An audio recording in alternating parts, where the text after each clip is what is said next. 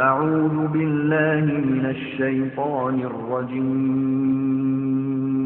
بسم الله الرحمن الرحيم നിങ്ങൾ ഓർക്കുക വിചാരണക്കൊരു ദിനം വരാനുണ്ട്.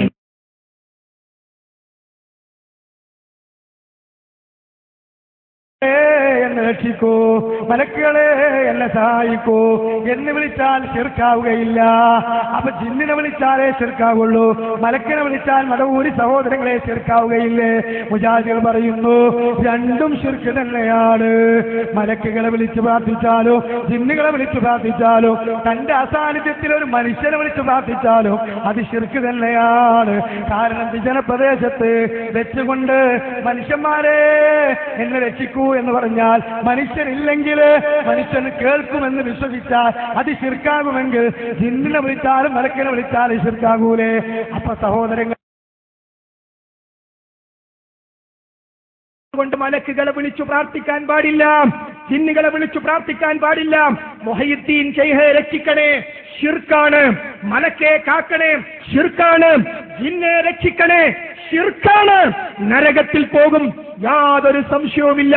ഇത് സമൂഹത്തെ പഠിപ്പിച്ച മുജാഹിദുകളുടെ നേരെ അവർ ജിന്നുകളോട് തേടുന്നവരാണ് എന്ന ആരോപണം ഉന്നയിച്ച സന്ദർഭത്തിൽ ആ ആരോപണം വെച്ചുകൊണ്ട് മുജാഹിദുകൾക്കിടയിൽ ഭിന്നിപ്പുണ്ടാക്കാൻ കൂടി ശ്രമിച്ചപ്പോ കേരള ജംഇയ്യത്തുൽ ഉലമ കൃത്യമായി അതിറക്കിയ അവസാനത്തെ രേഖയിൽ അതൊരു ആരോപണം മാത്രമാണ് എന്ന് സമൂഹത്തോട് വ്യക്തമായി പഠിപ്പിക്കുകയും ചെയ്തു.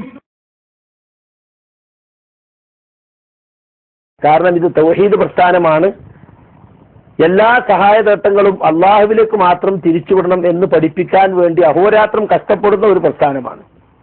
ഉദാഹരണമായി മലക്കുൽ മൗത്തിനോട് എന്റെ ആയുസ് നീട്ടിത്തരണേ എന്ന് പറയാൻ പറ്റുമോ? ഒരു മുജാഹിദിനോട് ചോദിച്ചാൽ പറയും ഇല്ല, പാടില്ല, ശിർക്കാണ് എന്ന് പറയും.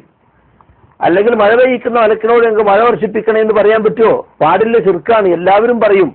ഏത് കാര്യത്തിനും നമ്മൾ സഹായം ചോദിക്കേണ്ടത് വിജനപ്രദേശത്തായാലും ജനപ്രദേശത്തായാലും അപകടങ്ങളിൽ പെടുമ്പോഴായാലും അപകടങ്ങളിൽ പെടാത്തപ്പോഴാണെങ്കിലും ഒരു സമയത്തും ജിന്നിനോടോ മലക്കിനോടോ സഹായം ചോദിക്കാം, അത് ചോദിക്കേണ്ടതാണ് എന്ന് ഇസ്ലാഹി പ്രസ്ഥാനം എവിടെയും പഠിപ്പിച്ചിട്ടില്ല. അത് ശിർക്കാണ് എന്നാണ് ഇത്ര കാലവും മുജാഹിദ് പ്രസ്ഥാനം പഠിപ്പിച്ചിട്ടുള്ളത്. അതിലാർക്കും ഇതുവരെ യാതൊരു മാറ്റവും സംഭവിച്ചിട്ടില്ല. ഇതെല്ലാം ചില ആളുകൾ വെറുതെ ഊതി വീർപ്പിക്കുന്ന സാങ്കല്പികമായ ചില ഇല്ലല്ലോ. മുജാഹിദ് കേരളത്തിൽ ഏതെങ്കിലും ഒരു മുജാഹിദ് കൈവെക്കുവോ? ജിന്നിനോട് തരാം. എന്തിന് പിന്നെ ഈ പച്ച തോന്നിയാസം കിട്ടുന്ന സ്ഥലത്ത് പറയണം? എന്തിന് പച്ച തോന്നിയാസം? അതായത് നിങ്ങൾ ആലോചിച്ച് നോക്കിയേ, അതായത് ജിന്നിനോട് തേടുക എന്ന് പറഞ്ഞതിന്റെ അർത്ഥം എന്താ? ആ തേടുന്ന മുശിരിക്കാണ്. ഒരാള് മുശിരിക്കല്ലെങ്കിൽ അത് പറയുന്നു പച്ച മുശിരിക്കാന്നാ നബി പഠിപ്പിച്ച്. അത് ഓടിത്തരണേ നിങ്ങൾക്ക് മൗലൈമാരെ നിങ്ങൾക്കത് ഓടിത്തരണോ? മടമൂരി മൗലൈമാരെ നിങ്ങൾക്കത് ഓടിത്തരണോ? ആവശ്യമുണ്ടോ?